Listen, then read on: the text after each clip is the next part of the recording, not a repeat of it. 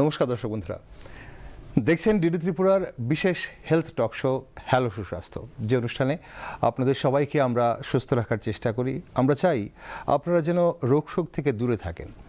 দর্শক বন্ধুরা, শুধু রোগশোকই নয়, আমাদের আসলে সুস্থ থাকার অনেকগুলো চেষ্টা দৈনন্দিন জীবনে রোজ করতে হয়। কারণ কিছু কিছু সমস্যা আমাদের হয় যেগুলো জীবনে চলার পথে আমাদের আসতেই থাকে। যেমন বার্ধক্যজনিত কিছু সমস্যা আসে, ঠিক তেমনি আমাদের যারা মা বোনেরা রয়েছেন তাদের কিছু সমস্যা সবসময় থাকে, এবং সেই সমস্যাগুলো থেকে কিভাবে ওনারা সুস্থ থাকতে পারেন, দূরে থাকতে পারেন, সেসব জিনিস অনেক সময় আলোচনা করা হয় না, সেগুলো নিয়ে কথা বলা হয় না, সেগুলো নিয়ে সচেতন করানো হয় না। যেহেতু মা বোনেদের ব্যাপার, তাই সেখানে একটা লজ্জা বা সামাজিক লজ্জা কাজ করে। আজ আমাদের সঙ্গে বিশিষ্ট স্ত্রী ও প্রসূতি রোগ বিশেষজ্ঞ, বিশিষ্ট গাইনোকোলজিস্ট ডক্টর সৌরিশ দেববর্মা রয়েছেন। স্যার, স্বাগত আপনাকে। আমরা অনেক কিছু জানবো আপনার কাছে আজ। তবে দর্শক বন্ধুরা, আজ আপনাদের জানিয়ে রাখি যে মেয়ে এবং মহিলাদের যে নানান সমস্যা, সেটা গর্ভবতী মা ও মেয়েদের হতে পারে, ঋতুস্রাবের সমস্যা বা পিরিয়ডের সমস্যা, বা এই যে মেয়েদের ওভারিয়ান সিস্ট, টিউমার, সেগুলো নিয়ে আমরা অনেক রকম আলোচনা আজ অবশ্যই করব। আপনাদের মধ্যে যদি কেউ কোনো ধরনের সমস্যায় ভুগে থাকেন বা কারোর যদি জানার জন্যও কিছু প্রয়োজন হয়, তাহলে কিন্তু সরাসরি আমাদের স্টুডিওতে আপনারা ফোন করতে পারেন।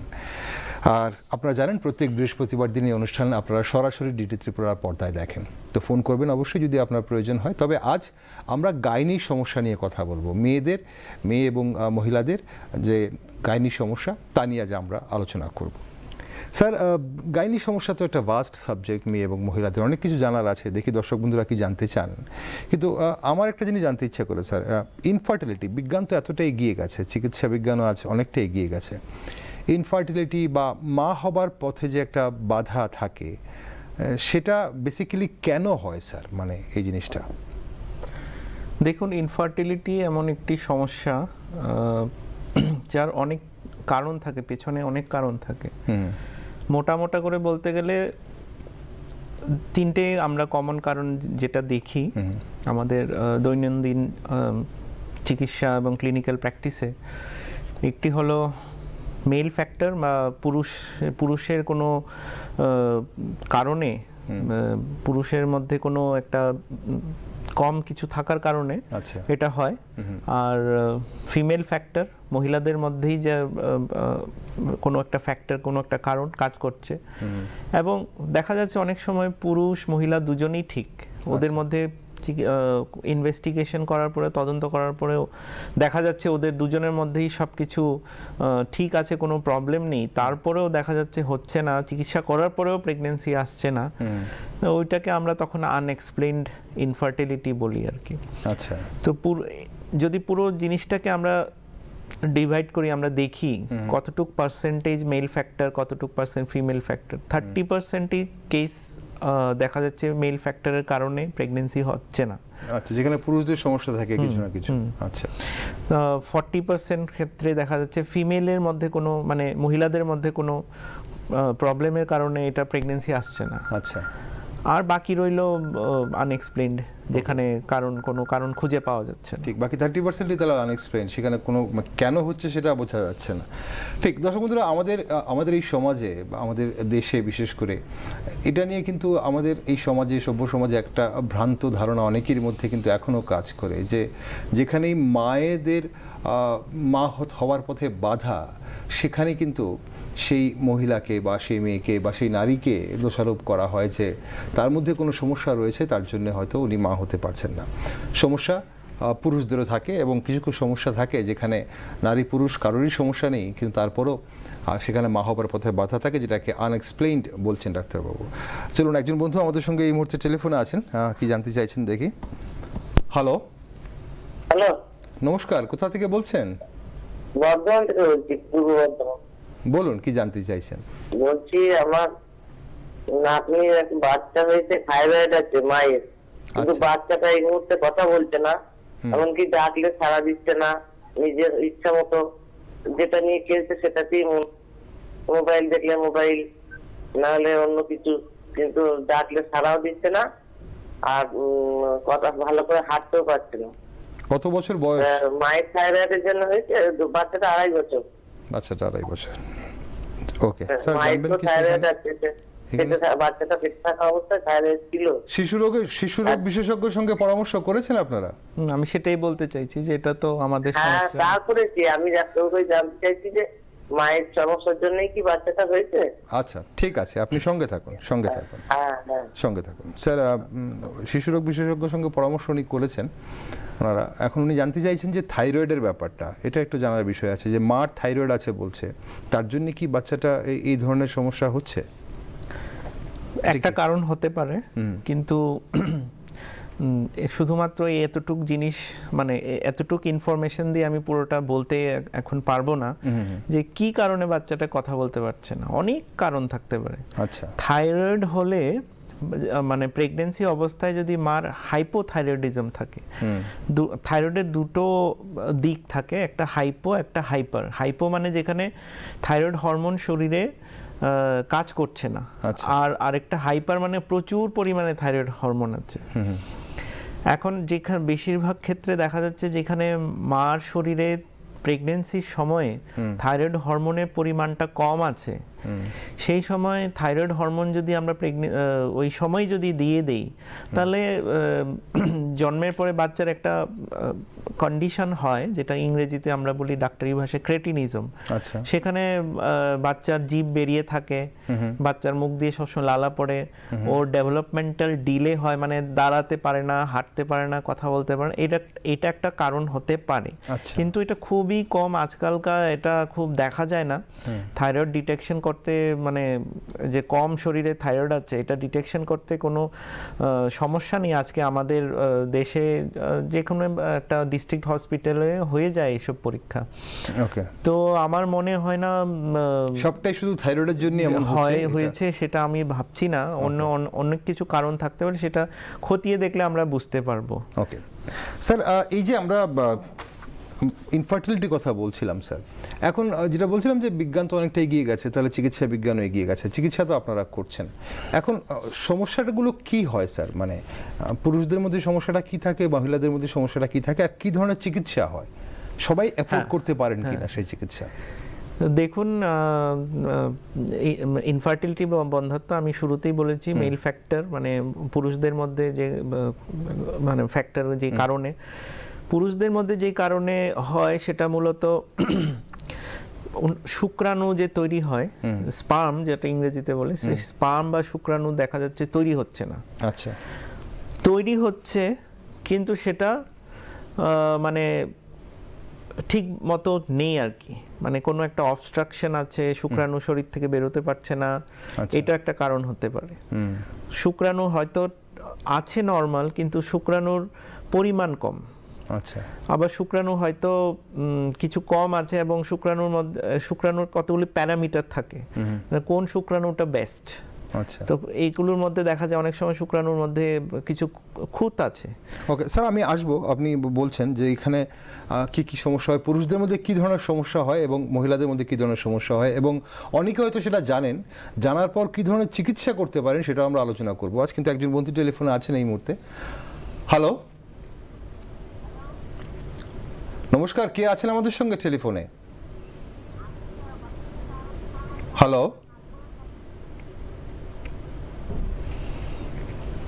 চলুন, কোন একজন বন্ধু তো আছেন আমাদের সঙ্গে, শুনতে পাচ্ছেন কি আপনি?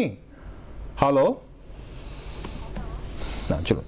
ওকে স্যার, তাহলে আপনি বলছেন শুক্রাণু, তাহলে পুরুষদের মধ্যে শুক্রাণু নানান সমস্যা থাকতে পারে।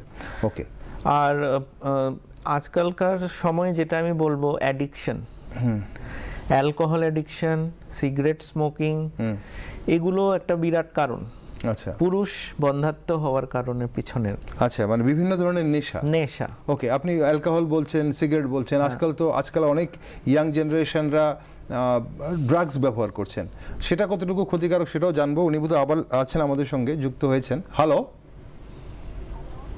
হ্যালো, হ্যাঁ নমস্কার, কোথা থেকে বলছেন? হ্যালো, হ্যাঁ, আমরা শুনতে পাচ্ছি।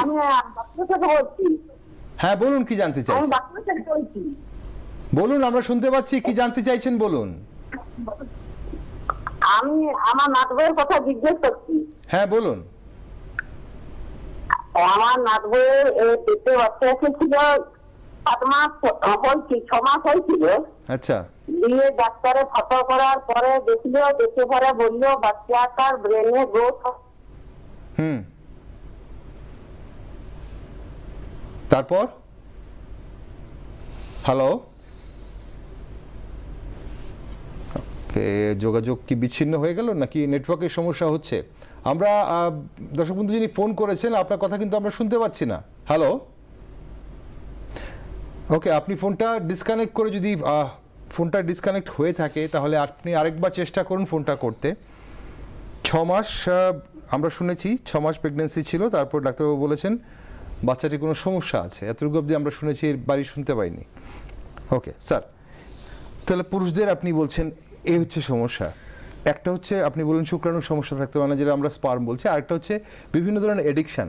এবার স্যার আজকালকার এই যে ইয়াং জেনারেশন যারা আগামীর কথা ভাবছেন না, আজকে তো ওরা টিনস, পুরুষরা হয়তো বিভিন্ন ধরনের ড্রাগস নিচ্ছেন এবং সেটা শিরায় শিরায় ড্রাগস নিচ্ছেন, সেগুলো কি সমস্যা হতে পারে? অবশ্যই হতে পারে। আর শিরায় ড্রাগস নিলে সবচাইতে যেটা মানে সাইড এফেক্ট বা আমি যেটা বলবো যেটা হচ্ছে সেটা হচ্ছে HIV, তারপরে hepatitis B, hepatitis C virus, hepatitis E virus, আচ্ছা এইগুলো। তারপরে আরও কিছু ভাইরাস আছে যেমন সাইটোমেগালো ভাইরাস, এরকম অনেক রকম ভাইরাসের সংক্রমণ দেখা যায়। তো ইনফার্টিলিটি তো হবেই হবে, সঙ্গে এইসব আসবে সঙ্গে। আর HIV হওয়ার পরে দেখা যাচ্ছে ধরুন HIV বিয়ে হয়ে গেল, তারপরে হাজব্যান্ড HIV পজিটিভ ধরা পড়লো, বউ তখনও পজিটিভ হয়নি, আচ্ছা, তখন ওই সময় ক্ষেত্রে কি করবে? আচ্ছা, এখন কি ওই যে স্ত্রী আছে উনি কি প্রেগনেন্ট হবেন এই HIV সংক্রমিত হাজব্যান্ডের সঙ্গে? এটা একটা বড় প্রশ্ন। তো আজকাল আপনি বলছেন কতটুকু উন্নত হয়েছে আমাদের চিকিৎসা ব্যবস্থা। স্যার আমি চিকিৎসায় আসবো, উনি আবার ফোন করেছেন, আবার যুক্ত হয়েছেন, দেখি যিনি ফোন করেছিলেন। হ্যালো, হ্যালো, হ্যাঁ আমরা শুনতে পাচ্ছি, বলুন, আরেকবার বলুন আপনার কি সমস্যা। আমি যে নাটকের কথা জিজ্ঞেস করছি, হ্যাঁ 6 মাস হয়েছিল। আচ্ছা, তারপর ডাক্তারকে দেখানো হলো, ডাক্তারকে দেখানোর পরে ফটো করা হলো, ফটো করে দেখে পরে বললো যে ওর ব্রেনে গ্রোথ হয় না, দিয়ে তাহলে ওই বাচ্চাটা ওয়াশ করে দিতে হলো। তাহলে দ্বিতীয়বারে কি আরো করতে হবে না আরো কিছু ডাক্তার দেখিয়ে কোনো প্রবলেম হবে না, দ্বিতীয়বারে অমনি হয়, সেই জন্যই জিজ্ঞেস করছি। আচ্ছা, মানে আপনি দ্বিতীয়বার যদি মা হতে চায় তাহলে কি কি সাবধানতা অবলম্বন, আমাকে জিজ্ঞেস করছি। হ্যাঁ সেটাই জানতে চাইছেন তো, মানে কি কি করবে কি কি করবে না, তাই তো? সেটাই ঠিক, ওকে, আপনি সঙ্গে থাকুন। হ্যাঁ, এটা একবার হয়েছে যে প্রত্যেকবার হবে সেরকম কোনো কারণ নেই, কিন্তু যেহেতু একবার এরকম ঘটনা হয়েছে তো আরেকবার প্রেগনেন্সি আসার আগে অবশ্যই একজন প্রসূতি রোগ বিশেষজ্ঞর সঙ্গে দেখা করা উচিত। উনি যা রিপোর্ট আছে এখন অবধি, আগের প্রেগনেন্সি না, পুরনো প্রেগনেন্সি যেটা ওয়াশ হয়েছে সেটা যা রিপোর্ট আছে, ধরুন সোনোগ্রাফি আছে, ব্লাড টেস্ট আছে, ওগুলি যাতে সঙ্গে করে সেইখানে প্রসূতি রোগ বিশেষজ্ঞের কাছে যান এবং সেগুলো নিয়ে চর্চা করেন। এখন সেখানে অবশ্যই বলবেন। এখন এইটা যে উনি বললেন এটা একটা ভেগ একটা আমাদের কাছে চিত্র হচ্ছে, আমরা বুঝতে পারছি না কি এক্স্যাক্টলি হয়েছে। এখন ব্রেইনের ডেভেলপমেন্ট হয়, মানে মাথার ডেভেলপমেন্ট, এটাই বললেন, ছবিতে বললেন, ফটো তোলা হয়েছে, মানে এগুলো করা হয়েছে কিছু। একটা শুধু একটা ভিটামিনের কম শরীরে কম থাকার জন্য হয় জানেন, সেই ভিটামিনটা যদি আমাদের দেওয়া হয় প্রেগনেন্সির আগের থেকেই দেওয়া হয় বা প্রেগনেন্সি আসার সঙ্গে সঙ্গে যদি সেটা স্টার্ট করা হয় তো এটা হয় না।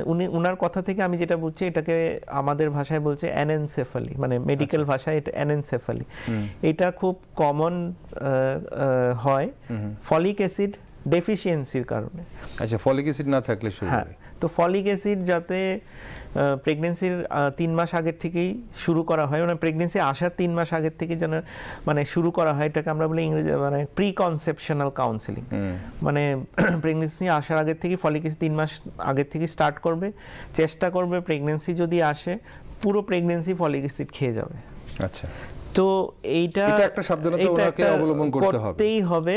এবং অন্য কোনো কারণ আছে কিনা, যেমন আমি বললাম বিভিন্ন রকম ভাইরাল ইনফেকশনস, এই ভাইরাল ইনফেকশন ওই সময় ওই প্রেগনেন্সিতে হয়েছিল কিনা, মানে প্রসূতির হয়েছে কিনা সেটাও পরীক্ষা করে দেখা যায় উচিত এবং জানা যায়। ঠিক, আর আপনি যেটা বললেন শুরুতেই যে একবার হয়েছে বলে বারবার এমন হবে তা কিন্তু নয়, তবে হ্যাঁ সাবধানতা অবলম্বন করতে হবে। এবং ডাক্তারবাবু যেটা বললেন যে একজন গাইনোকোলজিস্টের সঙ্গে আগে থেকেই পরামর্শ করে তারপর প্রেগনেন্সি আনলেই বোধহয় ভালো হবে। স্যার আপনি বলছেন যে চিকিৎসা তো এখন অনেকটাই উন্নত হয়েছে। আমি বলছিলাম যে এইচআইভি পজিটিভ হাজবেন্ড আছে আর ওয়াইফ হচ্ছে এইচআইভি নেগেটিভ, তো এখন অবশ্যই কেউ চাইবে না আমার শরীরে এইচআইভি প্রবেশ করুক। তো এখন ইনফার্টিলিটি যারা চিকিৎসা করছেন বা ইনফার্টিলিটি সেন্টারগুলোতে দেখা যায় এরকম পেশেন্ট আসে, তখন আমরা কি বলি? আমরা বলি যে দেখুন একটা টেকনিক আছে যেখানে আমরা এটাকে বলি স্পার্ম ওয়াশিং। এই টেকনিকে আমরা বুঝতে পারি কোন স্পার্মটার মধ্যে মানে এইচআইভি ভাইরাসটা নেই। সব স্পার্মের মধ্যে কিন্তু এইচআইভি ভাইরাস জানি। আচ্ছা, তো এখন যেই স্পার্মটা নেগেটিভ আছে এইচআইভি, সেই স্পার্মটা নিয়েই আমরা মানে ওয়াইফকে আমরা আর্টিফিশিয়ালি মানে প্রেগনেন্ট করি। যেমন একটা টেকনিকের নাম হচ্ছে আইইউআই, এটাকে বলে ইন্ট্রাইউটেরাইন ইনসেমিনেশন। অথবা আরেকটা টেকনিক যেটা সবাই আমরা জানি টেস্ট টিউব বলে কমন প্রচলিত নাম, কিন্তু এটা আমরা বলি ইনভিট্রো ফার্টিলাইজেশন। আচ্ছা, তো সেখানে আইইউআইটা হচ্ছে ডাইরেক্টলি আমরা স্পার্মটা ইনজেক্ট করি ইউটারাসের ভেতরে, আর ইনভিট্রো ফার্টিলাইজেশনটা হচ্ছে একটা মানে একটা টেস্ট টিউব ঠিক না, আমরা একটা বলি এটা পেট্রি ডিশ, ওটার মধ্যে আমরা একটা সংযোগ ঘটাই স্পার্ম আর ওভাম মানে ডিম্বাণু আর শুক্রাণুর একটা মানে একটা রিঅ্যাকশন হয়, সেখানে ভ্রূণটা তৈরি হয়। তারপর সেই ভ্রূণটা নিয়ে আমরা জরায়ুর মধ্যে প্রতিস্থাপন করি। ওকে স্যার, এখন তাহলে কথা হচ্ছে যে এই যে চিকিৎসাটা আপনি বললেন এটা কি ধরুন স্টেট হসপিটালে হয়তো অ্যাভেলেবেল আছে, কিন্তু এগুলো কি ডিস্ট্রিক্ট হসপিটালে? এই যে মানে আমি বললাম যে এটাকে বলি আর্টিফিশিয়াল রিপ্রোডাক্টিভ টেকনিক। এই টেকনোলজিটার জন্য প্রচুর পরিমাণ টেকনোলজিক্যাল অ্যাডভান্সমেন্ট সাপোর্টের দরকার। অবশ্যই কোনো ডিস্ট্রিক্ট হসপিটালে এটা পাওয়া যাবে না। ওকে, এটা বড় হাসপাতালে, বড় মেডিকেল কলেজে পাওয়া যায় আজকাল। এখন ভারত সরকারের যে স্বাস্থ্য মন্ত্রক বা অথবা বলুন যে আমাদের যে কন্ট্রোল করে মেডিকেল কলেজের ন্যাশনাল মেডিকেল কমিশন, এই ন্যাশনাল মেডিকেল কমিশনের যে মানে যে ফাংশনারি, এটার মধ্যে বলেছে যে প্রত্যেকটা মেডিকেল কলেজে এই এআরটি সেন্টার থাকতে হবে। সুতরাং আজকাল প্রত্যেকটা মেডিকেল কলেজেই মোটামুটি কিছু না কিছু একটা স্টেজে ডেভেলপমেন্ট হয়েছে।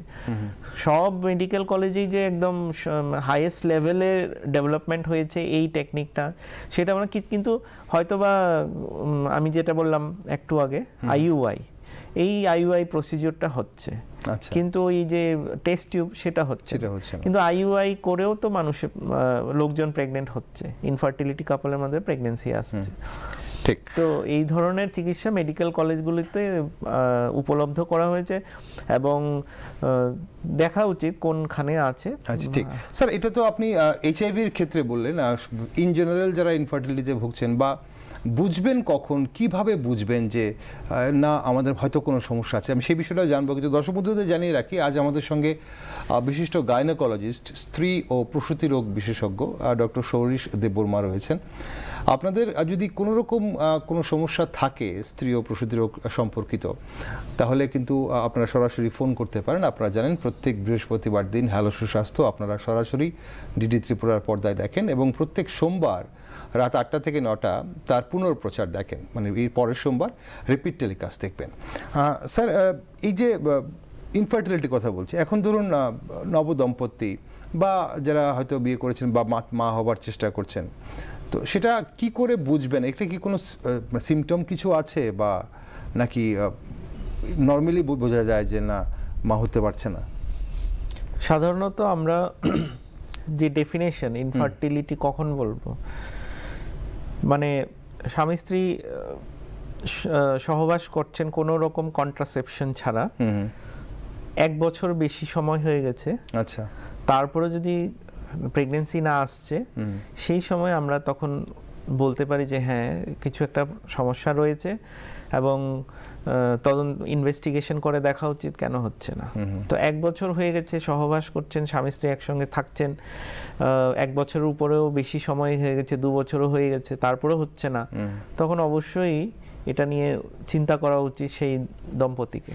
ওকে, তাহলে স্যার এই যে এইচআইভির ক্ষেত্রে আপনি যেটা বললেন, ইনফার্টিলিটির ক্ষেত্রে আর কি কোনো ধরনের ট্রিটমেন্ট এখন এই মুহূর্তে ইন জেনারেলি উপলব্ধ আছে কি? দেখুন, ইনফার্টিলিটির ট্রিটমেন্টের জন্য এখন আমি আগেই কারণগুলি বলে দিয়েছি, মেল ফ্যাক্টর, ফিমেল ফ্যাক্টর। তো এখন যখন একটা দম্পতি আসছে, কাপল আসছে আমার কাছে, আমি দুজনকে টেস্ট দেব। আচ্ছা, দুজনকে টেস্ট দিয়ে, সাধারণত পুরুষদের আমরা দেই সিমেন অ্যানালাইসিস, মানে শুক্রাণুর পরীক্ষা দেই, এখানে দেখি শুক্রাণুর পরিমাণ কতটুকু আছে, নর্মাল আছে কিনা শুক্রাণু, সবগুলো দেখি, অনেকগুলো প্যারামিটার আমরা দেখি। আর মহিলাদের ক্ষেত্রে আমরা অনেকগুলো টেস্ট করাই। আচ্ছা, তো এখন মহিলাদের মধ্যেও আমরা যদি এটাকে আবার সাব ডিভাইড করি, মানে সাব ডিভিশন করি ফ্যাক্টরগুলোকে, এখন কি হতে পারে? ইউটারাসের ভেতর কোনো প্রবলেম আছে, নাকি ডিম্বাশয়ে প্রবলেম আছে, আবার ডিম্বাশয় থেকে যে ডিম্বাণুটা তৈরি হয় সেটা একটা টিউবের মাধ্যমে ইউটারাসের ভেতরে আসে, সেটাকে বলি আমরা ফ্যালোপিয়ান টিউব। এটা ডান দিকেও একটা থাকে, বাঁ দিকে একটা থাকে, জরায়ুর। তো এই ফ্যালোপিয়ান টিউবের মধ্যে যদি কোনো সময় অবস্ট্রাকশন থাকে বা কোনো সময় এটার মধ্যে যদি কোনো কিছু ডিফেক্ট থাকে, তাহলে কিন্তু ডিম্বাণু ইউটারাসের ভেতরে আসবে না, শুক্রাণু নর্মাল থাকলেও প্রেগন্যান্সি হবে না। আচ্ছা, তখন আমরা কি করি? আমরা টেস্ট করি, কিছু টেস্ট করে দেখি যে কতগুলি টেস্ট করি। আমরা দেখি যে প্রথম দেখি ডিম্বাণু তৈরি হচ্ছে কিনা, এটা সোনোগ্রাফি করে আমরা বুঝতে পারি। দ্বিতীয়, আমরা টেস্ট করে দেখি যে ফ্যালোপিয়ান টিউবগুলো ঠিক আছে কিনা, মানে প্যাটেন্ট আছে কিনা, মানে খোলা আছে কিনা। আচ্ছা, এটা আমরা একটা এক্স-রে করি, যেটা স্পেশাল এক্স-রে, এটার নাম হচ্ছে HSG, হিস্টেরোসালফিঙ্গোগ্রাফি। এটা করে আমরা বুঝতে পারি, এক্স-রেতে ছবিটা আসে যে টিউবগুলো ঠিক আছে কিনা। আচ্ছা, আর আরেকটা আমরা যেটা করতে পারি, ইউটারাসে সোনোগ্রাফি করলে আমরা দেখতে পারি ইউটারাসের মধ্যে কোনো ডিফেক্ট আছে কিনা। মহিলাদের ইউটারাসের মধ্যে অনেক সময় থাকে কি, ইউটারাস অনেক ছোট থাকতে পারে, ইউটারাস অনেক বড় থাকতে পারে, আবার ইউটারাসের মধ্যে কোনো একটা পর্দা থাকতে পারে, এটা জন্মগতভাবে মহিলাদের মধ্যে আসে, অথবা ইউটারাসের মধ্যে শেপটা একটু অন্যরকম হতে পারে, একটা সাইডে টিউব নেই, একটা সাইডে ওভারি আছে, এরকম এগুলো মানে আমরা সোনোগ্রাফি ন্যাচারাল কজ, মানে জন্মগতভাবে মানে ন্যাচারালি হয়, না কোনো সমস্যার জন্য এগুলো সৃষ্টি হয়? না না, এটা কি হয়, আমাদের ডেভেলপমেন্টাল অ্যানোমালি, মানে যখন মার পেটে শিশু সন্তান থাকে, মানে যেটা ভ্রূণটা আস্তে আস্তে যখন ডেভেলপমেন্ট হয়, তখন এটা হতে পারে। আচ্ছা, এটা প্রচুর মহিলাদের এরকম দেখা যায়, হয়, কিন্তু এটা বন্ধ্যাত্বর ক্ষেত্রে খুব বড় একটা কারণ নয়। ওকে, আমি এটা এই ব্যাপারে আশ্বস্ত করতে পারি আর কি, যে বন্ধ্যাত্বর ক্ষেত্রে কোনো একটা বড় কারণ নেই। কিন্তু এমনও হয় যে ইউটারাসই নেই। আচ্ছা, এটাও হয়, এরকম প্রচুর কাপল আসে, ইউটারাসই নেই, বিয়ে হয়ে গেছে, সহবাস হচ্ছে, সবকিছু হচ্ছে, কিন্তু এসে বলছে প্রেগন্যান্সি হচ্ছে, পরীক্ষা করে দেখা গেল যে ইউটারাসই নেই। আচ্ছা, মানে এটা জন্মগতভাবে নেই? হ্যাঁ, ইউটারাস কোনো সমস্যা হচ্ছে না শরীরে? ইউটারাস না, সমস্যা তো হচ্ছে না, কিন্তু বিয়ের আগে আমাদের একটু জিজ্ঞেস করা উচিত মেয়ের মাসে মাসে মাসিক হচ্ছে কি না, হচ্ছে না, এটা কিন্তু অনেক সময় কনসিল করে। ওকে, এটা পরবর্তী পিরিয়ডের কোনো সমস্যা আছে কিনা? কিনা? পিরিয়ড একদম হয় না। আচ্ছা, আসে 16 বছর, 17 বছর, 18 বছর হয়ে গেছে, পিরিয়ড হয় না, বিয়েও হয়ে যায়, তারপরে এসে তারপরে যন্ত্রণা ওদের শুরু হয় যে প্রেগন্যান্সি হচ্ছে না কেন। তখন বলে আমার তো কোনোদিনই পিরিয়ড হয়নি, সোনোগ্রাফি পরীক্ষা করে দেখা গেল ওর তো ইউটারাসই নেই। ওকে, এরকম হয় তাহলে? হ্যাঁ, এগুলো আমাদের মানে, তাই আমি দর্শক বন্ধুরা এটাই বলবো যে সাধারণ বিয়ের আগে বা একটা ছোট্ট প্রশ্ন বা একটা মেয়েরা এই জিনিসটা জেনে নেওয়া উচিত, করে জিজ্ঞেস করে নেওয়া উচিত, মেয়ের পিরিয়ড হচ্ছে কি হচ্ছে না। আরো আশ্চর্যের কথা আমি আপনাকে বলবো, বলা যাবে, সময় আছে? একদম নিশ্চয়ই নিশ্চয়ই, আপনি অ্যাওয়্যার করতে পারেন স্যার। পুরুষ পুরো ওর কিন্তু জেনেটিক্যালি হি ইজ মেল। আচ্ছা। কিন্তু ও দেখতে একদম খুব সুন্দরী নারী, বিয়ে হয়, প্রেগন্যান্সি আসে না। আচ্ছা। তাও পরীক্ষা করার সময় দেখা যায় যে ও তো অ্যাকচুয়ালি পুরুষ। তাহলে ওই যে আমরা ট্রান্সজেন্ডারের ব্যাপারটা, না এটা ট্রান্সজেন্ডার না, এটা কি বলা হয়, পুরুষই জন্মই হয়েছে। আচ্ছা। কিন্তু জন্মের সময় টেস্টোস্টেরন একটা হরমোন পুরুষদের মধ্যে থাকে, সেই মানে পুরুষ মেল বাচ্চাটার মধ্যে একটা ডিফেক্ট শরীরে হয় জেনেটিক্যালি, যে টেস্টোস্টেরনটা বডিতে কাজ করে না। আচ্ছা। সেই কারণে ওর ডেভেলপমেন্টের মেয়েদের মতো হয়ে যাচ্ছে, কিন্তু সেখানে ইউটারাস থাকে না, বাকি সব মেয়েদের মতোই হচ্ছে। এইরকমও কেস রেয়ারলি দেখা যায়, সেটাও একটা প্রবলেম হয়ে যায়। সুতরাং বিয়ের আগে একটা প্রশ্ন করা উচিত যে ঠিকভাবে পিরিয়ড হচ্ছে কি হচ্ছে না, আর পিরিয়ড হলেও ঠিকভাবে হয় কি না। অনেক সময় বললে হ্যাঁ হয়, 1-2 ফোঁটা ব্লাড দেখি মাসে, 3-4 মাসে একবার দেখি, সেটাও প্রবলেম। আজকালকার সময় যেটা প্রবলেম দেখা যাচ্ছে, যেটাকে আমরা বলি কি বলি মানে মেটাবলিক ডিসঅর্ডার বা লাইফস্টাইল ডিসঅর্ডার, এটার মধ্যে মেয়েদের মধ্যে খুব কমন দেখা যাচ্ছে পলিসিস্টিক ওভারি। মেয়েরা খুব মোটা সোটা হয়ে যাচ্ছে, সারা শরীরে পশম বেশি, মুখে একটু হালকা দাড়িটা, অনেকেই বলেন তো হরমোন বেশি, তার জন্য এরকম হচ্ছে। সেটা হচ্ছে পলিসিস্টিক ওভারিয়ান। এই যে পলিসিস্টিক ওভারিয়ান সিনড্রোম, এই ধরনের মেয়েদের মধ্যে ক্ষেত্রে দেখা যায়, ওদের পিরিয়ডও কম হয়, পিরিয়ড ইরেগুলার হয়, আবার পিরিয়ড হলে খুব বেশি হয়, ডেটের কোনো ঠিক থাকে না, প্রত্যেক মাসে মাসে হয় না, মুখে শরীর মোটা, চর্বি বেশি, তার মুখে একটু ছেলেদের মতো দাড়ি টাড়ি থাকতে পারে। আচ্ছা। এই মেয়েগুলোর আবার প্রেগন্যান্সি আসতে খুব সমস্যা হয়। আচ্ছা। তাহলে এইখান থেকে স্যার, এই জায়গাগুলো থেকে ধরুন এটা যেটা বললেন আপনি, যাদের এরকম ধরনের সমস্যা হয়, পলিসিস্টিক ওভারি যারা আছে, তাহলে কি ওই যে এটা কি অপারেশন করে বাদ দিয়ে দিলে এরকম কিছু, তাহলে কি সমস্যার সমাধান হয়? অপারেশন করতে হবে না, এটা আমি প্রথমে বলছি লাইফস্টাইল ডিসঅর্ডার। যেমন ডায়াবেটিস আমাদের লাইফস্টাইল ডিসঅর্ডার, হাইপারটেনশন মানে ব্লাড প্রেশার বেড়ে যাওয়া, এটা আমাদের মানে লাইফস্টাইল ডিসঅর্ডার। তো আমাদের লাইফস্টাইল কিছু চেঞ্জ করতে হবে, এক্সারসাইজ করতে হবে, বডি ওয়েট কম করতে হবে। বডি ওয়েট কম করলেই দেখা যাচ্ছে যে 50% এই যে পলিসিস্টিক ওভারির মেয়েগুলো ওরা প্রেগনেন্ট হয়ে যাচ্ছে। বডি ওয়েট কমাতেই হবে। তাহলে এখন তো এই যে ওবেসিটির সমস্যা, হ্যাঁ ওবেসিটি পলিসিস্টিক ওরা একসঙ্গে আসে। আচ্ছা, ঠিক। তাহলে এই সমস্যাগুলো অবশ্যই থাকে। আর স্যার কোনো এক্সটার্নাল সমস্যা থেকে ইনফার্টিলিটি হয় কিনা সেটা জানবো আপনার কাছে, কিন্তু তার মধ্যে একজন বন্ধু আছেন টেলিফোনে, একটু দেখে নিই। হ্যালো হ্যালো হ্যালো, হ্যাঁ নমস্কার, কোথা থেকে বলছেন? হ্যাঁ নমস্কার স্যার, আমি পুরুলিয়া থেকে বলছি। পুরুলিয়া থেকে, হ্যাঁ বলুন কি জানতে চাইছেন? হ্যাঁ ওয়েস্ট বেঙ্গল, পুরুলিয়া। বুঝতে পেরেছি, বলুন আপনি পুরুলিয়া ওয়েস্ট বেঙ্গল থেকে বলছি। কি জানতে চাইছেন বলুন। হ্যাঁ আমার স্ত্রীর প্রায় 45 বছর বয়স। আচ্ছা। সাদা স্রাব হচ্ছে, এটার সমস্যা।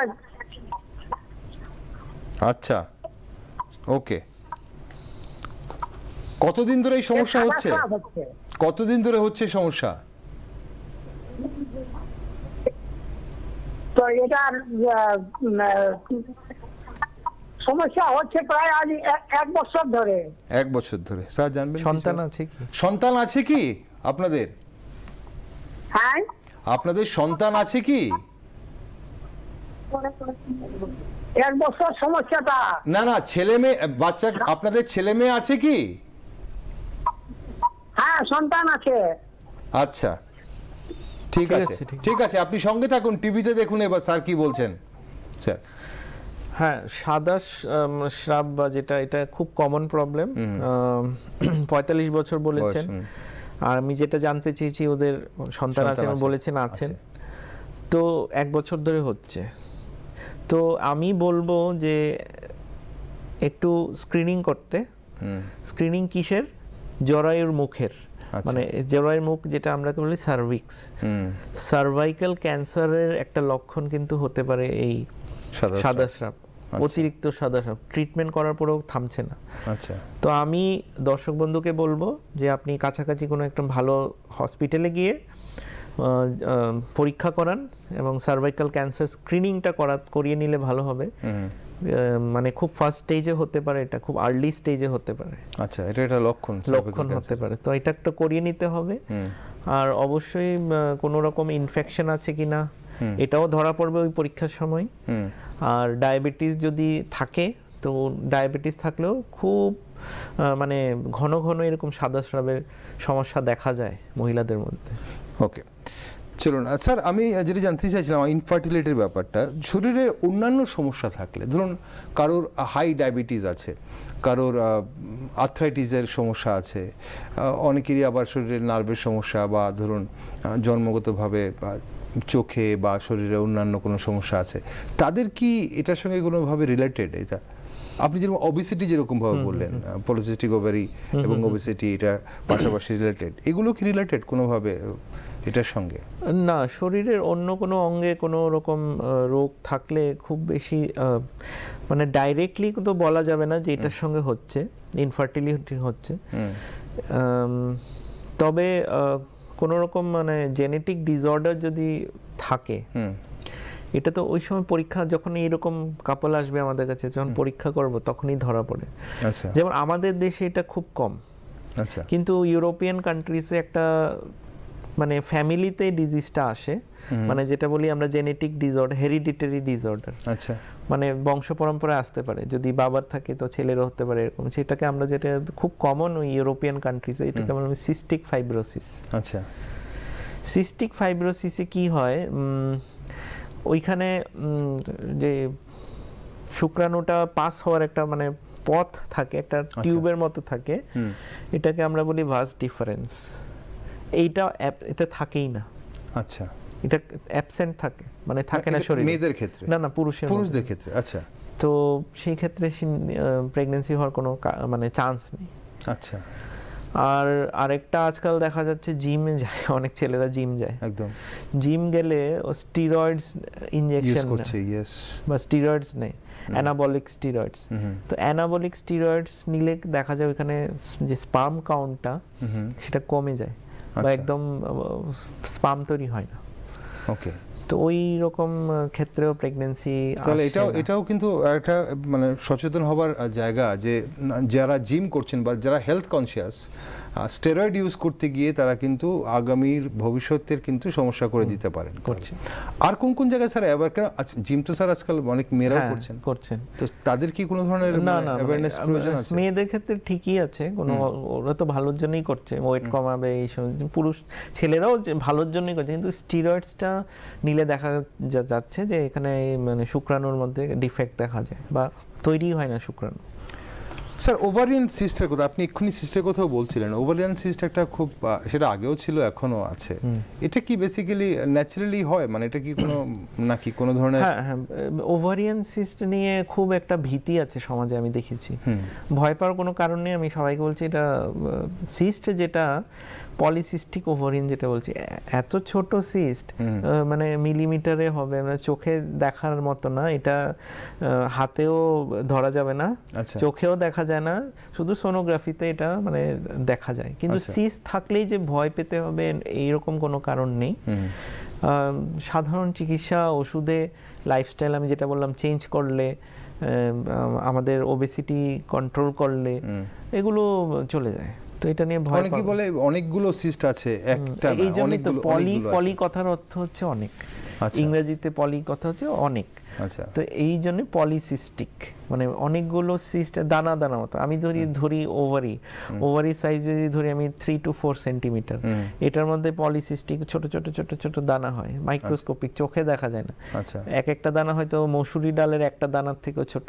আচ্ছা, তো এগুলো মানে কি হয়, অনেকগুলো সিস্ট হলে এটা মানে ওভারির যে মাইক্রো এনভায়রনমেন্টটা এটা চেঞ্জ হয়ে যায়, যার কারণে নর্মালি যে একটা মানে ডিম্বাণু তৈরি হয় প্রত্যেক মাসে, সেটাও হতে পারে না। আচ্ছা, সেই কারণেই প্রেগন্যান্সিটা হচ্ছে না।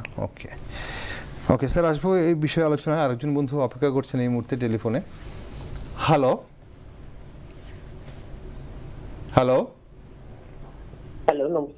নমস্কার, কোথা থেকে বলছেন?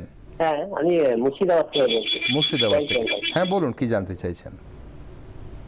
বলছিলাম যে আমার ওয়াইফে আমাদের 8 মাস হলো, মানে পিরিয়ডস এর সময় পেটে খুব ব্যথা হয়, এতে আচ্ছা কি সমস্যা সমাধান কিছু করা যায়?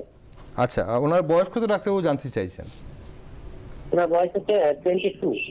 22। ওকে, সন্তান আছে কিনা আপনাদের? হ্যাঁ, সন্তান আছে কিনা? না এখনো সন্তান আসেনি। ওকে, 8 মাস হলো বিয়ে। 8 মাস হয়েছে বিয়ে হয়েছে। আচ্ছা, ওকে স্যার, আর কিছু জানার আছে? মানে পিরিয়ড হলে খুব বেশি ব্যথা হয় না? পেটে ব্যথা হয়। হ্যাঁ হ্যাঁ হ্যাঁ। আচ্ছা আচ্ছা, ঠিক আছে, আপনি সঙ্গে থাকুন, টিভিতে দেখুন এবার। আচ্ছা, নমস্কার। হ্যাঁ, পিরিয়ড হলে ব্যথা এটা খুব কমন, সব মেয়েদেরই কিছু না কিছু ব্যথা হয়। এখন সেটা আমাদের এতটুকু ইনফরমেশন আমি কিছু বুঝতে পারবো না, আর একটু আমাদের জিজ্ঞেস করতে হবে। কি জিজ্ঞেস করতে হবে? পিরিয়ড হলে পিরিয়ডের 3-4 দিন আগে থেকে ব্যথা শুরু হয়, প্রচন্ড ব্যথা হয়, আবার পিরিয়ড চলে গেলে এটা ব্যথাটা সেরে যায়। এটার কি কারণ হতে পারে? একটা কারণ হতে পারে যে এটাকে আমরা ইংরেজিতে মানে আমাদের মেডিকেল ভাষায় যেটা বলি ডিসমেনোরিয়া। এটা দুটো কারণ হতে পারে, প্রাইমারি ডিসমেনোরিয়া আর একটা হচ্ছে সেকেন্ডারি ডিসমেনোরিয়া। প্রাইমারি ডিসমেনোরিয়াতে কি হয়, এটার মধ্যে কোনো একটা কারণ খুঁজে পাওয়া যায় না, কিন্তু হয়, সব মেয়েদেরই কিছু না কিছু হয়। আচ্ছা, এটার মধ্যে কোনো কিছু পাওয়া। সেকেন্ডারি ডিসমেনোরিয়াতে ধরুন কিছু কিছু, যেমন একটা ছোট টিউমার থাকলো, ও ইউটারাসের ভিতর কোনো একটা ছোট টিউমার থাকলো, ওভারিতে কোনো সিস্ট হলো, এমন একটা সিস্ট যেটা খুব মানে আমাদের গাইনি চিকিৎসা শাস্ত্রে খুব বাজেই বলি রোগটাকে, এটা বলে এন্ডোমেট্রিওসিস। আচ্ছা, এটা এমন একটা বাজে রোগ, খুব মেয়েদের খুব কষ্ট দেয়। আচ্ছা, পিরিয়ড হলে প্রচন্ড পেটে ব্যথা হয়, এবং এই সিস্টটা থাকলে প্রেগন্যান্সিও আসে না। এই একটা সিস্টে বড় একটা সিস্ট থাকবে, হয়তোবা একটা ক্রিকেট বলের মতো সিস্ট থাকতে পারে, অথবা একটা অরেঞ্জ কমলার সাইজের থাকতে পারে, অথবা একটা কুলবরি সাইজেও আমাদের একটা সিস্ট হতে পারে। আচ্ছা, এটার ভিতরে রক্ত প্রত্যেক মাসে জমা হয়, এবং এটা প্রচন্ড ব্যথা হয়। এবং এই সিস্ট হলে মানে শুধু একটা সাইডে নয়, পুরো ইউটারাসের বডিটাকে নিয়েও চারিদিকে এই যে তলপেট, এই পুরোটা একটা ঘাড় মতো সৃষ্টি করে। এইটা আছে কিনা এটা একটু আমাদের দেখতে হবে। আর সেকেন্ড দেখতে হবে আর কি কি করতে হবে, অবশ্যই আমি শুনবো আপনার কাছে। আরেকজন বন্ধু একটু আছেন, একবার একটু শুনে নিই উনি কি জানতে চাইছেন। হ্যালো। হ্যালো, হ্যাঁ নমস্কার, কোথা থেকে বলছেন? হ্যাঁ নমস্কার, আমি কলকাতা থেকে বলছিলাম, গড়িয়া। হ্যাঁ বলুন, কি জানতে চাইছেন?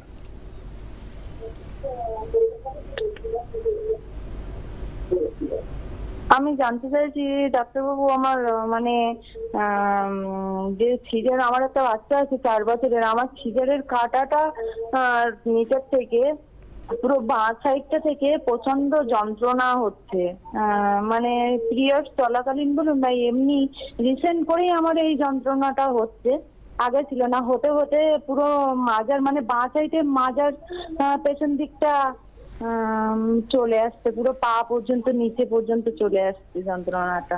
এটা কি ব্যথাটা কি পিরিয়ডের সময় হয়? আচ্ছা, আপনার এই সমস্যাটা কি পিরিয়ডের সময় হয় নাকি সব সময় হয়? না, এই রিসেন্ট মাস 2-3 ধরে এরকম হচ্ছে।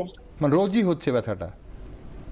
হ্যাঁ, রোজ না, কিছু কিছু সময় হচ্ছে, আবার কিছু কিছু সময় হচ্ছে না, এরকমই। আচ্ছা স্যার, আর জানা আছে কিছু স্যার? ওই জায়গাটা কি ফুলে আছে বা এরকম কিছু দেখেছেন উনি? জায়গাটা কি? না, ফুলে নেই, কোনো ফুলে নেই। আচ্ছা আচ্ছা, কত বছর হলো সিজার হয়েছে? 4 বছর বোধহয়। 4 বছর। আপনার সন্তানের বয়স 4 বছর বললেন? হ্যাঁ, সন্তানের বয়স 4 বছর। ওকে, তাহলে 4 বছর হয়েছে সিজার হয়েছে। ঠিক আছে, আপনি সঙ্গে থাকুন, আমরা আলোচনা করছি। তার আগে আমরা স্যার আরেকটা বিষয় নিয়ে আলোচনা করছিলেন, তারপর আপনার বিষয়টা নিয়ে আলোচনা করা হবে। আপনি টিভির সঙ্গে থাকুন, টিভিতে দেখুন এবার স্যার। তার আগে একটু মুর্শিদাবাদ থেকে যিনি ফোন করেছেন, হ্যাঁ উনি বলছেন ব্যথা, তো আমাকে এখন দেখতে হবে অনেক সময় ইনফেকশন, কোনো ব্যাকটেরিয়াল ইনফেকশন, ভাইরাল ইনফেকশন হয়েছে। আরেকটা কথা উনি বলছে 8 মাস হয়েছে বিয়ে। এই নবদম্পতির মধ্যে দেখা যায় যে প্রথম দিকে সহবাসের পরে একটা ইনফেকশন হতে পারে, কমন, খুব কমন। এটার কারণেও ব্যথা হতে পারে। আচ্ছা, খুব ভয়ের কিছু নেই। ওকে, তাহলে কি এখন কিছু টেস্টের প্রয়োজন রয়েছে? খুব বেশি না, মানে টেস্ট করে বিশেষ কিছু না, একটা সোনোগ্রাফি করে দেখতে পারেন ওরা, কিন্তু অবশ্যই গাইনোকোলজিস্টের সঙ্গে পরামর্শ করবেন এবং কিছু মেডিসিন দিলে আমার মনে হয় এত ভয় পাওয়ার কিছু নেই, ঠিক হয়ে যাবে। সোনোগ্রাফিটা অবশ্যই করতে হবে। তবে ঠিক, ওকে। মুর্শিদাবাদ থেকে যিনি ফোন করেছিলেন দর্শক বন্ধু, তাহলে আপনাকে কি করতে হবে? আপনার ওয়াইফের যে সমস্যা হয় পিরিয়ডের সময়, যে ব্যথাটা হয়, তার জন্য একবার একজন স্ত্রী ও প্রসূতি রোগের বিশেষজ্ঞের সঙ্গে পরামর্শ করে একটা সোনোগ্রাফি করিয়ে নিলে হয়তো আপনারা নিশ্চিন্ত হতে পারেন কোনো সমস্যা আছে কি না নেই। চলুন, কলকাতা থেকে যিনি ফোন করেছেন। হ্যাঁ, কলকাতা থেকে যিনি ফোন করেছেন, এটা খুব কমন, অনেকেই বলেন। আমি জানতে চেয়েছি পিরিয়ডের সময় ব্যথা করে কিনা। আচ্ছা, কি হয়, ওই একটু আগে আমি একটা রোগের নাম বলেছি, এন্ডোমেট্রিওসিস। তো কি হয় যে এন্ডোমেট্রিওসিসটা কিছু না, প্রত্যেক মাসে যে আমাদের যে মেয়েদের যে মানে রক্তক্ষরণ হয়, মেনস্ট্রুয়েশন হয়, সেই আমাদের মেয়েদের ইউটারাসের ভেতরে একটা লেয়ার থাকে সেলের, এটাকে আমরা বলি এন্ডোমেট্রিয়াম। এই এন্ডোমেট্রিয়ামটা খসে পড়লেই ব্লিডিংটা হয়। আচ্ছা, হ্যাঁ, এটা নর্মাল। আবার এন্ডোমেট্রিয়াম তৈরিও হয়। আচ্ছা। তো এই এন্ডোমেট্রিয়ামটা অনেক সময় কি হয়, সিজারের সময় কিছু একটা অংশ গিয়ে হয়তো ওই চামড়ার তলে গিয়ে একটু একটা দুটো সেলও গিয়ে বসে যায়। আচ্ছা, আস্তে আস্তে এটা গ্রো করতে থাকে। ওকে। এবং সেই সময় এই কিছুদিন পরে দেখা যায় ওই সিজারের জায়গায় একটু ফুলে যায়, এবং নির্দিষ্ট ওই সময়টাই যখন পিরিয়ড হবে, মাসিক হবে, ওই সময়টাই ব্যথা করবে প্রচন্ড, এবং ওই জায়গাটা ফুলে যায়, লাল হয়ে যায়। ঠিক আছে, ওনার ক্ষেত্রে কি হতে পারে স্যার আমি জানবো। আরেকজন বন্ধু একটু আছেন, একবারে দেখে নিই। হ্যালো হ্যালো হ্যালো, হ্যাঁ নমস্কার, কোথা থেকে বলছেন? হ্যাঁ আমি এই উত্তরপ্রদেশ থেকেই বলছি, বাড়ি কলকাতাতে। আচ্ছা, থাকি উত্তরপ্রদেশে। ওকে। উত্তরপ্রদেশে কোথা থেকে বলছেন? হ্যাঁ, উত্তরপ্রদেশ থেকেই বলছি। বলুন বলুন। তো আমার ওই নভেম্বরের দিকে হঠাৎ করে খুব পেটে যন্ত্রণা হয়, তো আল্ট্রাসাউন্ড করে ধরা পড়লো যে ওভারিতে সিস্ট হয়েছে। আচ্ছা, আমার বয়স 55। আচ্ছা। তো তারপরে ওই ক্যালকাটাতে গিয়ে অপারেশনটা হলো। ওই তার আগে আমার দুটো অপারেশন হয়েছিল, সিজার হয়েছিল, তারপরে হার্নিয়া হয়ে গেছিল, তারপরে আবার এইটা ওভারিতে সিস্ট হয়েছিল। তো ওখানে আমার অপারেশন হয়েছে আপনার মেদিনীপুরে, ডাক্তার নাম দীপঙ্কর মন্ডল। আচ্ছা, আপনার সমস্যাটা বলুন, এখন সমস্যাটা বলুন। আমার সমস্যাটা হচ্ছে যে অপারেশন আমার 23 জানুয়ারি হয়ে গেছিল, কিন্তু এখন আমার ওই মাঝে মধ্যে চলতে গেলে দু সাইডে, থায়ের দু সাইড একটু বেশি চলাফেরা বা বেশি এই বাবু হয়ে বসলে আর চলতে পারি না, খুব ব্যথা করে। আর তারপরে আবার এই মাস দুই পর থেকে, অপারেশনের মাস দুই পর থেকে আমার এই ফ্রোজেন শোল্ডারে বাঁ হাতটায় খুব ব্যথা, যন্ত্রণা, হাতটা ঘুরছে না। আচ্ছা, ওই হাতটাতে মানে স্যালাইনও চলছিল, বা ওই ব্লাড বার যা হয়ে অপারেশনের সময় সব হচ্ছিল। তো আমার হাতটা নিয়ে এখন খুব প্রবলেম। আর ওই বেশিক্ষণ বাবু হয়ে বসে থাকলে আমি আর মাটিয়ে পা ফেলে মানে চলতে পারি না, দু সাইড খুব ব্যথা করে। আচ্ছা, আমি কিছু ঠিক আছে। আচ্ছা, ডাক্তারবাবু কিছু জানতে চাইবেন আপনার কাছে, আপনি শুনুন মন দিয়ে, ডাক্তারবাবু কি জানতে চাইছেন? আপনার হ্যাঁ নমস্কার, আপনার অপারেশনটা কিভাবে হয়েছিল? Laparoscopy, micro surgery? Micro surgery. হ্যাঁ, আমি বুঝে গেছি আপনার সমস্যাটা কি, এখন বুঝে গেছি ওনার সমস্যাটা কি হচ্ছে। কতদিন আগে হয়েছে? 23 জানুয়ারি আমার অপারেশনটা হয়েছিল। মানে এই বছর? হ্যাঁ, এই বছরই 23 জানুয়ারি। আচ্ছা, ঠিক আছে, আমি বুঝে গেছি আপনার সমস্যাটা। ঠিক আছে, এবার আপনি সঙ্গে থাকুন, টিভিতে দেখুন স্যার কি বলছেন, আপনি শুনুন। স্যার প্রথম ওই আরেকজন, হ্যাঁ আমরা কলকাতার কথাই বলছিলাম, আপনি সঙ্গে থাকুন। যিনি উত্তরপ্রদেশ থেকে ফোন করেছেন আপনার বিষয়টা স্যার আলোচনা করবেন, কিন্তু তার আগে কলকাতা থেকে যিনি ফোন করেছিলেন, সিজারে 4 বছর হয়েছে সিজার হয়েছে, ওনার সমস্যা। তো ওইটা আমি বললাম যে এন্ডোমেট্রিওমা একটা তৈরি হতে পারে ওইখানে, ওই জায়গা, সেটা আছে কিনা সেটা এখন ডাক্তারের কাছে গেলেই বুঝবেন, এটা খুব সহজেই বোঝা যাবে। চামড়ার তলে একটা গুটলির মতো থাকে, ধরলে ব্যথা হয়, ওই জায়গাটা দেখতে হবে। আরেকটা যেটা খুব রেয়ার কিন্তু হয়, সেটা কি হয়, সিজারের সময় আমরা যখন পেট কাটা হয়, পেটের কিছু নার্ভ থাকে। আচ্ছা, এই নার্ভগুলো এন্ট্রাপমেন্ট হয়। আচ্ছা, আর ওইখান থেকে ব্যথা শুরু হয়। আচ্ছা। তো এইটার এখন কি চিকিৎসা? চিকিৎসা তো কিছু নাই, নার্ভ এন্ট্রাপমেন্টের জন্য ভিটামিনস কিছু খেতে হবে, নার্ভটাকে আবার ঠিক হতে একটু সময় দিতে হবে, ব্যথার ওষুধ খেতে হবে। তো মোস্ট কমনলি যদি ওই রকম, উনি তো বলছেন কোনো সোয়েলিং নেই, কোনো ব্যথা নেই, এইরকম কোনো ফোলা নেই ওই জায়গায়, তো আমার মনে হচ্ছে এটা নার্ভ এন্ট্রাপমেন্ট হয়ে গেছে।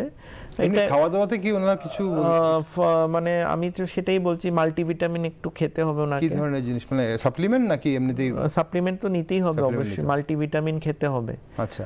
আর নার্ভ রিজেনারেশনের জন্য কিছু ওষুধ যেগুলো মানে আছে ওগুলো তো নিতেই হবে, যেমন vitamin C, vitamin E, vitamin D, okay, এগুলো খেতেই হবে ওনাকে। তাহলে ওনাকে একজন গাইনোকোলজিস্টের সঙ্গে দেখা করে নেওয়াটাই ভালো হবে এখন। হ্যাঁ, মানে ওইখানে গিয়ে ওনাকে একটু বলতে হবে যে এটা নার্ভ এন্ট্রাপমেন্টের কোনো সমস্যা তো হয়নি। ওকে, এখন উনি দেখে বলবেন এটা কিন্তু হতে পারে নার্ভ কেটে গেছে বা নার্ভটা এখনো ঠিকভাবে জোড়া লাগেনি। নার্ভ কেটে গেলে কিন্তু জোড়া লাগে না সহজে, কিন্তু অনেক সময় কি হয় নার্ভটা এইভাবে মানে শরীরের মাসেলের ভিতরে বা ফ্যাটের ভিতরে এইভাবে চাপা পড়ে যায়, তখন ব্যথা করতে পারে।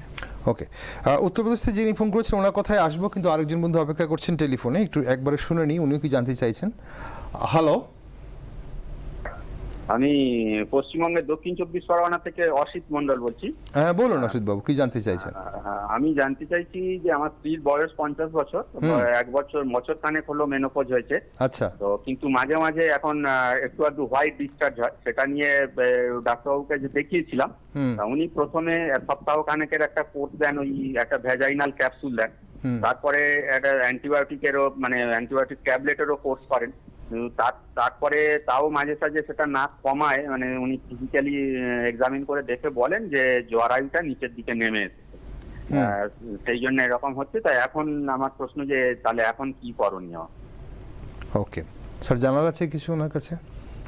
ডিটেলসে বললেছেন উনি। ওকে অসিত বাবু, আপনি সঙ্গে থাকুন, আপনার বিষয়টা আমরা আলোচনা করব, কিন্তু তার আগে আরেকজন বন্ধু উত্তরপ্রদেশ থেকে ফোন করেছিলেন, ওনার সমস্যা। হ্যাঁ, ওনাকে আমি জিজ্ঞেস করেছিলাম কি অপারেশন হয়ে যায়, মাইক্রোসার্জারি বলে উনি বলেছেন। এইটা কিন্তু মানে মাইক্রোসার্জারি, যেটা আরেকটা নাম হচ্ছে ল্যাপ্রোস্কোপিক সার্জারি, মানে পেটের মধ্যে আমরা ছোট ছোট হোল করি, করে অপারেশনটা করি। আচ্ছা, এটা পেট কাটতে হয় না। এই অপারেশনটা একটু লম্বা খানিক চলে, মানে 2 থেকে 2.5 থেকে 3 ঘন্টার মতো লাগে অপারেশনটা। আর অপারেশনের সময় পেশেন্টকে কিছু একটা আমাদের পজিশন করতে হয়। আচ্ছা, অপারেশন টেবিলের মধ্যে পজিশন করতে হয়। আচ্ছা, পজিশন করতে হয়, তো পেশেন্ট তো পুরো অজ্ঞান থাকে, জেনারেল অ্যানেস্থেসিয়া, তো উনি কিছু জানেন না। ওনার হাত পা এইগুলো এমনভাবে পজিশন করা থাকে, তো এত ঘন্টা 3 ঘন্টার উপরে, এখন কত ঘন্টা অপারেশন হয়েছে আমি তো আর বলতে পারছি না, কিন্তু 3 ঘন্টার উপরে অপারেশন হয়ে গেছে। আর সেই হাতটাকে যদি কোনো একটা কিছুতে, আপনি ধরুন আপনি কোথাও বসে আছেন, হাতটা আপনি রাখছেন, দীর্ঘ সময় রাখছেন, হাতে আপনার ব্যথা হবে না? হবে। এই হাতে আমার নার্ভ যাচ্ছে, নার্ভটা আবার প্রেসার পড়ছে। হ্যাঁ, তো এই যে অপারেশন এতক্ষণ যে চলছে, ওই এখানে ঘাড়ে এখানে আমার কিছু নার্ভ আছে, এটা হাতেও যায়, সেটা কম্প্রেস হয়েছে। আচ্ছা, তার জন্য ওই যে হাতে ব্যথা, এটা হচ্ছে খুব কমন। আর একটা পায়ে বলছেন, এটাও কমন। এটা হচ্ছে একটা নার্ভ পায়ে যায়, এটার নাম হচ্ছে ফিমোরাল নার্ভ। আচ্ছা, এই ফিমোরাল নার্ভটা যদি কম্প্রেশন হয় বা ফিমোরাল নার্ভে কোনো রকম ইনজুরি হয় অপারেশন চলাকালীন, তখন কিন্তু এই যে উনি বলছেন এই যে পায়ের জায়গায় ব্যথা করছে, অনেকক্ষণ পা ফেলতে পারেন না, হ্যাঁ হ্যাঁ হ্যাঁ, এগুলো খুব কমন। তাহলে এখন কি করার স্যার? তাহলে বেসিক্যালি এইগুলো কি মানে ওই রিট্রিট করা যাবে? উনাকে একটু ফিজিক্যাল মেডিসিন এবং রিহ্যাবিলিটেশন, বা আমরা যেটাকে বলি স্পোর্টস মেডিসিন।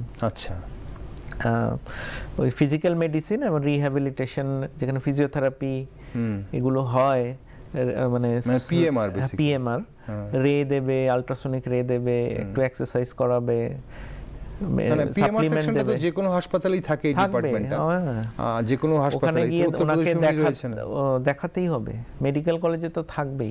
যে কোনো আপনার আশপাশে যে কোনো মেডিকেল কলেজে, যিনি উত্তরপ্রদেশ থেকে ফোন করেছিলেন, মনে রাখবেন পিএমআর ডিপার্টমেন্ট, সেখানে ফিজিওথেরাপির মতো এরকম কিছু নানান রকম চিকিৎসা হবে, এবং আপনার এই যে নার্ভগুলো যে সমস্যা হয়েছে হয়তো পায়ে এবং ঘাড়ে বা যেটার জন্য আপনার হাতে ব্যথা করছে, ডাক্তারবাবু বলছেন এই পিএমআর ডিপার্টমেন্টে ওখানে এই চিকিৎসাটাগুলো আপনার করলে আপনি আবার সুস্থ হয়ে উঠতে পারেন বা ব্যথা থেকে মুক্ত হতে পারেন। খুব বেশি সময় নিয়ে অনুষ্ঠানে আমাদের 24 পরগনা থেকে যিনি ফোন করেছিলেন ওনার ওয়াইফের বয়স 50, 1 বছর মেনোপজ হয়েছে, হোয়াইট ডিসচার্জ হচ্ছে, ডাক্তারবাবু ভেজিনাল ক্যাপসুল দিয়েছিলেন, অ্যান্টিবায়োটিক বলছেন যে নিচে জরায়ুটা নিচে নেমে গেছে। এখন স্যার আপনি শুরু করার আগে আরেকজন বন্ধু আছেন টেলিফোনে, একটু একবারে আমি শুনে নিই। চলুন ওকে, চলুন ডিসকানেক্ট হয়ে গেছে, বলুন স্যার। যেহেতু জরায়ুটা নেমে এসছে, এখন ডাক্তারবাবু অলরেডি বলে দিয়েছেন, তো এখন উপায় যদি উনি অপারেশন না চান, মানে এখন ডাক্তার বলবেন যেহেতু নেমে এসছে তাহলে অপারেশন করে জরায়ুটাকে বাদ দিতে হবে। ওকে, কারণ আরেকটা উনি যদি চান যে না আমি জরায়ু বাদ দেব না, আমার শরীরেই থাকবে, তখন কিছু কনজারভেটিভ ম্যানেজমেন্ট করতে হবে। আচ্ছা, তো জরায়ু নামার সঙ্গে কিন্তু সাদা স্রাবের কোনো একটা রিলেশন আমি খুঁজে পাচ্ছি না। আচ্ছা, এখন দেখতে হবে যে সাদা স্রাবটা হচ্ছে কি কারণে, কোনো ইনফেকশন হয়েছে কি, আবার নাকি কোনো ক্যান্সার আছে কিনা। ওকে, সার্ভাইকালের, হ্যাঁ সার্ভাইকাল ক্যান্সারের কোনো এটা একটা লক্ষণ আছে। আচ্ছা, এটা আছে কিনা এটাকে দেখে নিতে হবে। আর জরায়ু নামার কিছু গ্রেডিং আছে, একটা জরায়ু কিছুটা নেমে এসছে কিন্তু ভিতরেই থাকে, আর একটা এত নেমে এসছে যে বাইরে শরীরের বাইরে চলে এসছে। আচ্ছা, এখন শরীরের বাইরে যদি চলে আসে আর 50-এর উপর বয়স হয়ে গেছে, সেটা শরীরে রাখার কোনো মানে হয় না। আমি মনে করি উনার যে লাইফস্টাইলটা, মহিলার যে লাইফস্টাইলটা, এটা খারাপ করছে। ওকে, এই অর্গানটা, যেমন ধরুন অ্যাপেন্ডিক্স, কোনো দরকার নেই আমাদের শরীরে, বাদ দিলেও কোনো ক্ষতি নেই, তো এই রকম এটাকেও বাদ দিলে কোনো ক্ষতি হবে না। 50 বছর বয়সে এখন জরায়ু বাদ দিলেও কোনো সমস্যা হবে না হয়তো, মেনোপজ হয়ে গেছে, ঠিক, তো আমি মনে করি বাদ দিয়ে দিলে কোনো ক্ষতি হবে না। চলুন এবার কি আছেন দেখি আমাদের সঙ্গে টেলিফোনে। হ্যালো, হ্যালো, নমস্কার, কে আছেন আমাদের সঙ্গে টেলিফোনে? চলুন কোন একজন, হ্যাঁ বলুন, কোথা থেকে বলছেন? আমি পুরুলিয়া থেকে বলছি, পুরুলিয়া জেলা থেকে। পুরুলিয়া থেকে, হ্যাঁ বলুন, কি জানতে চাইছেন বলুন। পূর্ণিমা মাহাতো। বলুন কি জানতে চাইছেন বলুন। আমার আমার তলপেটে ভীষণ ব্যথা হয়, আমার তলপেটে ভীষণ ব্যথা হয়। আচ্ছা, বয়স বয়স বয়স কত আপনার? বয়স 18। 18, বিয়ে হয়েছে? ওকে, আপনি বিবাহিত না অবিবাহিত? হ্যাঁ বিবাহিত, একটি বাচ্চা আছে। বাচ্চা আছে, ওকে, বাচ্চার বয়স কত? বাচ্চার বয়স হলো 11 মাস। 11 মাস, আচ্ছা। আর ছবি করিয়েছি কিন্তু ছবিতে কোনো রিপোর্ট ওকে, ছবি করিয়েছেন, ছবিতে কোনো কিছু সব নরমাল আছে। ওকে, আপনার কি শুধু সেই দিনগুলোতেই ব্যথা হয় নাকি সব সময় ব্যথা হয় তলপেটে? না, আমার মেনটাও এখন ঠিক হয় নাই, বাচ্চা হয়েছে তখন। আচ্ছা, বুঝতে পেরেছি, ঠিক আছে ঠিক আছে, আপনি সঙ্গে থাকুন। স্যার বলছেন, এবার টিভিতে দেখুন স্যার কি বলছেন। স্যার আচ্ছা, 11 মাস হয়েছে, বাচ্চা ডেলিভারি হয়েছে, তলপেটে খুব বেশি ব্যথা হচ্ছে বলছে। তো খুব কমন আমাদের দেখতে হবে এইসব মহিলাদের প্রস্রাবের পেচ্ছাপের, আমাদের প্রস্রাবের কোনো ইনফেকশন হয়েছে কিনা, খুব কমন কিন্তু। আচ্ছা, এইসব মহিলাদের ক্ষেত্রে হয়। আচ্ছা, বাচ্চা হওয়ার পরে ইউরিনারি ব্লাডারে ইনফেকশন হয়েছে বা প্রস্রাবে কোনো ইনফেকশন হয়েছে, এটা দেখতে হবে সবার আগে। ব্যথাটা সেটার জন্য, হ্যাঁ, এটাই মোস্ট কমন কারণ। আচ্ছা, এটা একটা দেখতে হবে। আর আরেকটা দেখতে হবে, একটু সোনোগ্রাফি একটা করিয়ে দেখতে হবে যে কোনো রকমের এখন কি নর্মাল হয়েছে না সিজার হয়েছে বলেননি উনি, কিন্তু তবে একটা সোনোগ্রাফি করে দেখলে ক্ষতি নেই। যদি সিজার হয়ে থাকে তাহলে তো ঠিক আছে, ডাক্তার বলবেন যে না সিজারের সময় দেখেছি।